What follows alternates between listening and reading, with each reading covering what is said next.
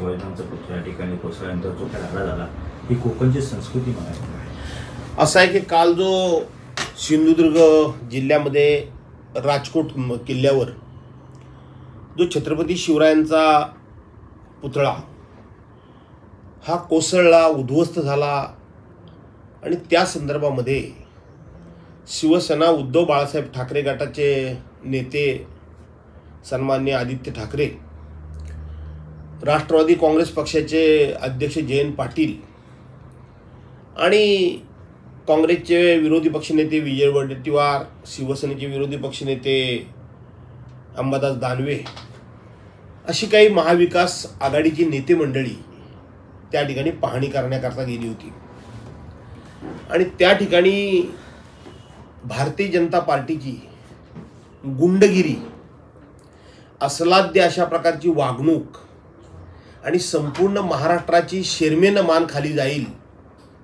अशा प्रकारचा त्यांनी घातलेला तिथे हैदोस हा या केवळ कोकणाला नाही तर संपूर्ण महाराष्ट्राच्या संस्कृतीला, संस्काराला, उच्च परंपरेला कलंक आहे।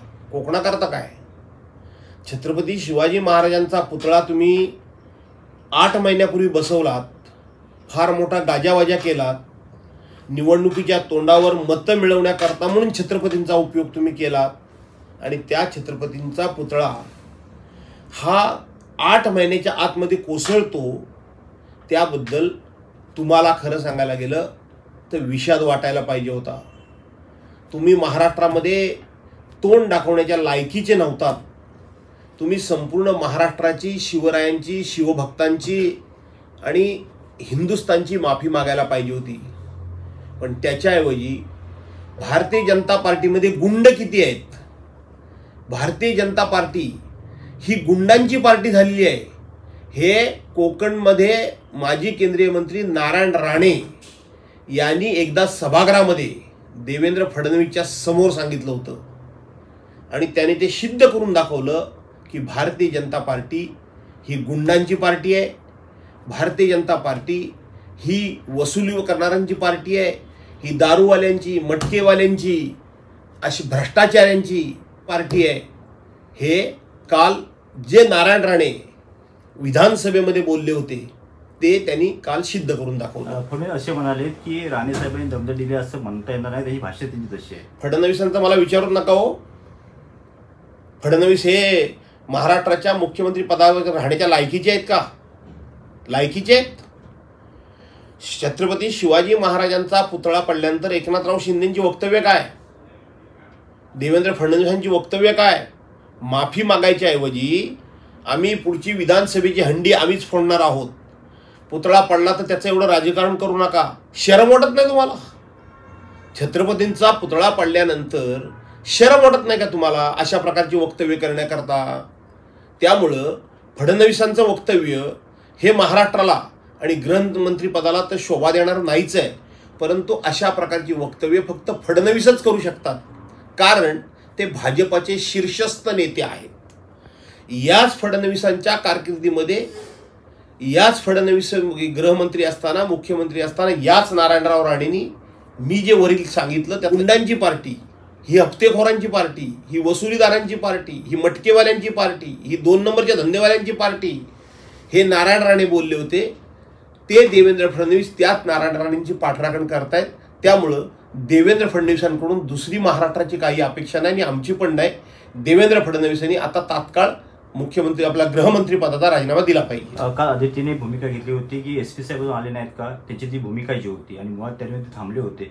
मग त्या ह्याच्या सगळ्या प्रकरणामध्ये कुठेतरी पोलिसांचं दिसून येते काय, कधी ह्या सगळ्या प्रकरणाला पोलीस जबाबदार आहेत म्हणून? कारण आपण दौरा जर पाहिला तर 11:15 वाजता आदित्य ठाकरे येणार होते आणि 12 वाजता राणेंचा दौरा होता आणि ह्या सगळ्याला जबाबदार कुठेतरी पोलीस असं काल ते म्हणत होते।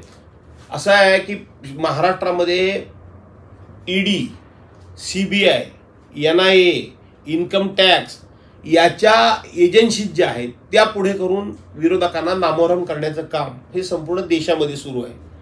तशाच पद्धतीनं महाराष्ट्रामध्ये पोलिसांचा दुरुपयोग करून, पोलिसांचा वापर करून विरोधी पक्ष आणि विरोधी पक्षाच्या नेत्यांना नामोहरम करण्याची ही जी काही पद्धत सरकारनं अवलंबलेली आहे, सत्ताधारी पक्षानं अवलंबलेली आहे, ही सुसंस्कृत महाराष्ट्राला शोभा देणारी नाही. या महाराष्ट्राची परंपरा वेगळी आहे. म्हणजे छत्रपती शिवाजी महाराजांचा पुतळा पडल्यानंतर तिथं कुणी पाहणी करायला यायचंच नाही, तिथं कुणी बघायला यायचंच नाही, खेद व्यक्त करायचाच नाही. हे असं कसं घडू शकतं? 70 वर्षापूर्वी छत्रपतींचे पुतळे उभे राहिले, ते आज जसेच्या तसे दिमाखानं त्या जागेवर उभे आहेत. अनेक प्रकारचं वारा वादळ, काही त्या ठिकाणी नैसर्गिक आपत्तीचा सामना करत ते पुतळे तसूभर ढळलेले नाहीत. आणि 8 महिन्यापूर्वी तुम्ही उभा केलेला पुतळा कोसळतो, याची तुम्हाला शरम वाटत नाही, लाज वाटत नाही? तुम्ही विरोधी पक्षाला अडवता. वास्तविक त्या छत्रपतींच्या त्या पायाजवळ बसून तुम्ही त्या ठिकाणी आत्मक्लेश करायला पाहिजे होता. पण आत्मक्लेश करण्याच्या ऐवजी आम्ही कसे गुंड आहोत, आमची पार्श्वभूमी तुम्हाला माहीत आहे का?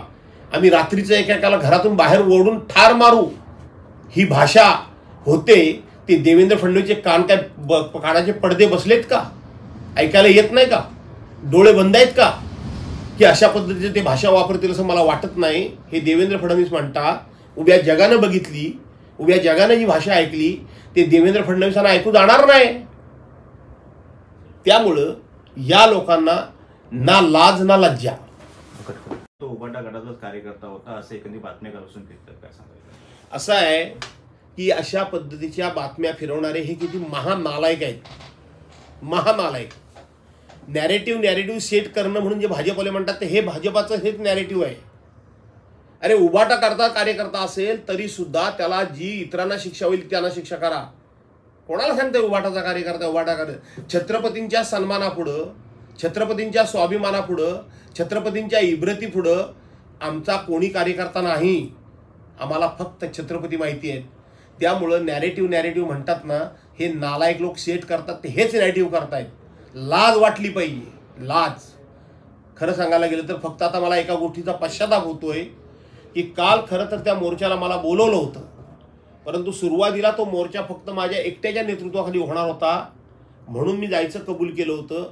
नंतर रात्री जेव्हा मला कळलं की अनेक महाविकास आघाडीचे नेते येत आहेत, तर ठीक आहे आपण तिथं, कारण माझ्या अंगामध्ये ताप पण होता, आपण नाही पोचलो, आपण नंतर जाऊ. आज मला पश्चाताप होतो की काल मी तिथे पाहिजे होतो. मी आज सांगतो तुम्हाला, हे पोलीस काय करत होते काल?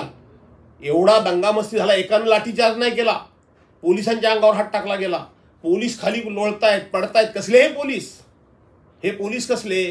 हे पोलीस साधा एखादा गार्ड म्हणून राहण्याच्या लायकीचे पण हे पोलीस नाहीये देवेंद्र फडणवीसाची. हे पोलीस काल मी तिथे पाहिजे होतो, एवढंच मी सांगतो. आज अजित पवार राज्यभरामध्ये आंदोलन करतायत. एकंदर आपण जर पाहिलं कुठे यांच्यामध्ये संकट दिसून येत नाही का? राज्य खूप शुद्ध जाऊ द्या, शिवाजी महाराजांचं पहिल्यांदा तुम्ही आता ह्याच्यावर फोकस करा.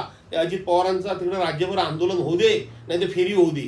तिकडे काय वाटोळं लावायचं तर लावू दे, कमी महाराष्ट्राचं लावून झालं आणखीन लावा, ते सोडा. आज शिवाजी महाराज महत्वाचे आहेत आमच्या दृष्टीने. भूमिका काय असेल कसली भूमिका? महाविकास आघाडी काय भूमिका? ह्या आता जो राजकोटचा विषय, ही भूमिका महाविकास आघाडी म्हणून आम्ही घेऊच. परंतु जे जे शिवप्रेमी आहेत, जे जे इतिहासकार आहेत, जे जे इतिहास वाचक आहेत, जे जे म्हणून इतिहास लेखक आहेत आणि जे जे म्हणून शिवप्रेमी आहेत, ते भूमिका घेतील योग्य ते प्रकारे. ह्या उन्माद असलेल्या राज्यकर्त्यांच्या भाषा, यांच्यामध्ये नम्रता नाही, ह्यांना खेद नाही, यांना लाज लज्जा नाही. अशा लोकांबद्दलचा निर्णय जनतेने घ्यायचा आहे. आम्ही तर घेणारच आहोत आमच्या पद्धतीनं, पण जनतेने घ्यायचं आणि जनता घेईल.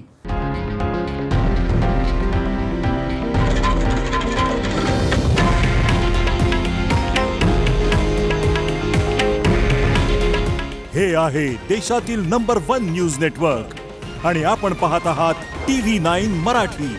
काळजी तुमची, हित महाराष्ट्राचं.